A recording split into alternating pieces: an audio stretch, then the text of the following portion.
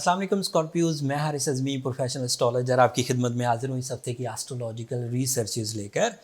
ये वीक कई तरह से एहतियातें बरतने का है और कई तरह से अल्लाह ताला की नेमतों को शुक्र अदा करने का है। पिछली दफ़ा मरकरी रेट्रोग्रेड हुआ था, पिछली दफ़ा सूरज आपके 12th एंगल पर चला गया था।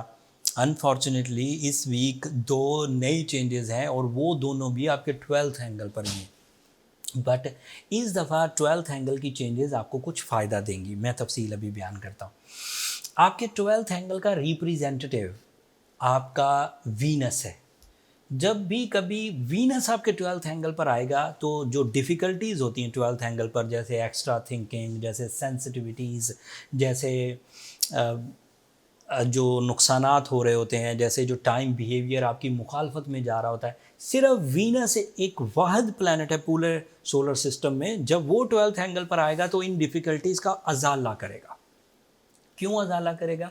क्योंकि वो अकेला आपके 12th एंगल का रिप्रेजेंटेटिव है।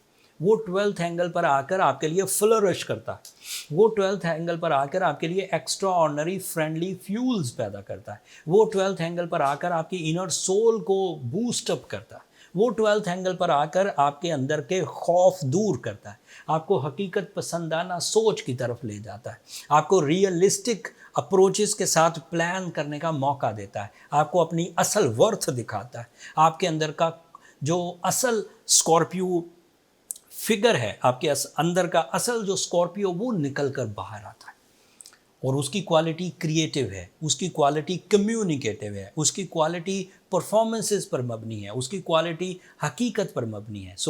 मैंने इतनी तमहीद बांध कर ये बताना था कि 29 ऑफ सितंबर को वीनस आपके 12th एंगल पर आने लगा है। जो रबीउल अव्वल का चांद होगा 26 सितंबर को, वो भी आपके 12th एंगल पर होगा। सूरज 23 ऑफ सितंबर से ऑलरेडी 12th एंगल पर है। इन तीन स्टार्स का आपके 12th एंगल पर होना आपके अंदर स्पिरिचुअल साइड को इन्हेंस करेगा। आपके इमोशंस टू दी टारगेट होंगे, आप ड्यूटीफुल होते जाएंगे, आप अपने एहसासात को राइट फोरम्स पर परफॉर्म करेंगे। जहाँ झुकने की ज़रूरत है वहाँ आप झुकने लगेंगे, जहाँ डोमिनेट करने की ज़रूरत है वहाँ राइट टाइप से डोमिनेट करेंगे, जहाँ कुर्बानियाँ देनी है वहाँ कुर्बानियाँ देंगे, जहाँ अमली इकदाम करने हैं वहाँ अमली इकदाम करेंगे, जहाँ अकेले जाकर काम सुलझाए जा सकते हैं वहाँ अकेले जाके सुलझाएंगे, जहाँ एक ग्रुप ऑफ पीपल को साथ मिलाकर काम करना होगा वहाँ एक ग्रुप ऑफ पीपल को साथ मिलाकर काम कर पाएंगे, लोग आपका साथ भी देंगे। This is your quality. But ये छोटा सीज़न है। इस सीज़न के बाद इससे भी ज़्यादा बड़ी जिम्मेदारियां निभाने की आपके पास सलाहियतें, एनर्जीज एंड प्लान्स आएंगे। बट इस सीज़न को, इस हफ्ते से जो अल्लाह ताला की तरफ से तकरीबन कोई 20-22 दिन की ब्लेसिंग्स लेकर आपके लिए आ रहा है, आप ज़्यादा रोमांटिक होने लगेंगे, केयरिंग होने लगेंगे, आप ओवर थिंकिंग से बच सकेंगे, एंग्जाइटी से बच सकेंगे। तो इन चीज़ों को एंजॉय करिए, ये अल्लाह की नेमतें हैं आपके लिए। आपका मरकरी आपके 11th एंगल पर है। डिपेंड करिए अपनी प्लानिंग्स पर, अपनी माइंड स्किल्स पर, अपने आइडियाज़ पर, अपनी क्रिएटिव स्किल्स पर, अपने डिज़ाइंस पर, अपनी डॉक्यूमेंटेशन पर, अपनी एजुकेशन पर, अपने इंट्यूशन पर, अपने इंटेलेक्चुअल एबिलिटी, अपने विजडम पर डिपेंड करिए।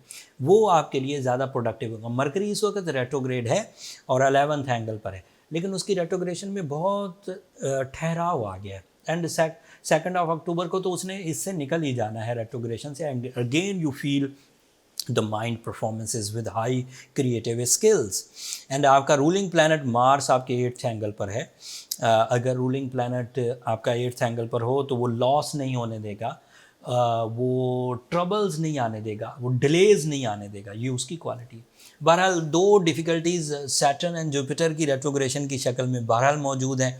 जब तक जुपिटर रेट्रोग्रेड है तब तक आपको जॉब स्विच नहीं करनी चाहिए स्कॉर्पियोज़। जब तक जुपिटर रेट्रोग्रेड है आपको हाई रिस्क ऑफ इन्वेस्टमेंट नहीं लेने चाहिए। जब तक जुपिटर रेट्रोग्रेड है तब तक आपको किसी बड़े कोलिजन में मुब्तला नहीं होना चाहिए जो आपकी एनर्जीज़ को बहुत खा जाए, जो आपके जिस्म को नुकसान पहुंचाए, जो आपके रिसोर्सेज को नुकसान पहुंचाए। उससे फ़िलहाल आपको बचना चाहिए। सैटर्न की रेट्रोग्रेशन आपके लिए सिर्फ टाइम बिहेवियर को अप्स एंड डाउन्स का शिकार करेगी। उसको आप बहुत आराम से रिकवर कर सकते हैं with the help of blue sapphire, with the help of opal, with the help of ruby and with the help of सूरज शम्स 5 टाइम्स इन अ डे। सफ़ेद रंग का सदका भी आपके लिए अच्छा रहेगा स्कॉर्पियोज। अगर ये 2-3 काम आप कर लें तो वो जो नेचुरल डिफ़िकल्टीज़ हैं, नेचुरल सेंसिटिविटीज़ हैं, वो रिपेयर हो जाएंगी and you will be on track with full success momentum. कोई इशू नहीं आएगा, आप ठीक चलते रहेंगे। बट अगर वो आपके पास सूरज शम्स की सहूलत मुयसर नहीं, आप नहीं पढ़ते, आप ब्लू सफ़ायर ये चीज़ें नहीं पहने हुए, तो फिर डिफ़िकल्टीज़ आएंगी। फिर आप अपनी ह्यूमन एबिलिटी से इन बड़ी नेचुरल ट्रबल्स को रिपेयर करने की कोशिश कर रहे हैं, दैट इज़ नॉट पॉसिबल। मैंने अपने कैरियर में यही देखा कि अगर रात का अंधेरा आ जाए तो आप अपनी नेचुरल एबिलिटी से नहीं लड़ सकते। आपको एक छोटी सी टॉर्च चाहिए होगी, दैट इज़ आर्टिफिशियल फ्यूल। एक छोटी सी रोशनी चाहिए होगी, दैट इज़ आर्टिफिशियल फ्यूल। वो इतने बड़े अंधेरे को दूर कर सकती है। आप खुद अपने जिस्म में कुछ ऐसी चीज़ नहीं कर सकते जिससे अंधेरे दूर हो जाए। अगर बाहर सर्दियां आ गई हैं तो आप ऐसा थोड़ा सा कर सकते हैं कि अपने जिस्म को थोड़ा गर्म रखने की कोशिश करें। बट अगर आप आर्टिफिशियली कुछ ऐसा शेल्टर क्रिएट कर लें, कोई ऐसी एरिया, कोई ऐसी चीज़ खाने की, जो कोई ऐसी चीज़ पहनने की जो सर्दी को दूर कर दे, तो वो आपके लिए आसाइश है, आसान नहीं है। सो अगर आपके प्लानिटरी डिफ़िकल्टीज़ हों तो आपको ब्लू सफ़ायर, आपको रूबी, आपको ओपल, सूरज शम्स इंतहाई फेवरेबल साबित होंगे to repair the situation of time, to repair the trouble of bad patch. अगर वो रिकवरीज हो जाती हैं तो देन आप अपनी लाइफ में इंजॉय करें अपनी सलाहियतों को।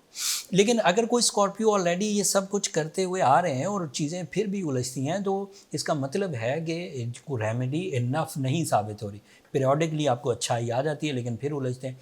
उसके लिए एज अ प्रोफेशनल मेरा ये मशवरा ज़रूर रहेगा कि अपनी बर्थ चार्ट कैलकुलेशंस की तरफ जाएं, ताकि ये पता चल सके कि बाई बर्थ आपकी सलाहियतें कितनी हैं।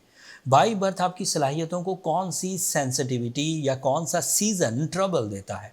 बाई बर्थ आप किन चीज़ों से ज़्यादा बूस्ट हो सकते हैं, वो फिर बर्थ चार्ट कैलकुलेशन से पता लग जाता है। एंड उसमें फिर बहुत अच्छी रेमेडीज़ जो एक्सपीरियंस बेस्ड होती हैं या जिनमें लॉजिक्स होती हैं, वो आप उस वक्त जज कर सकते हैं।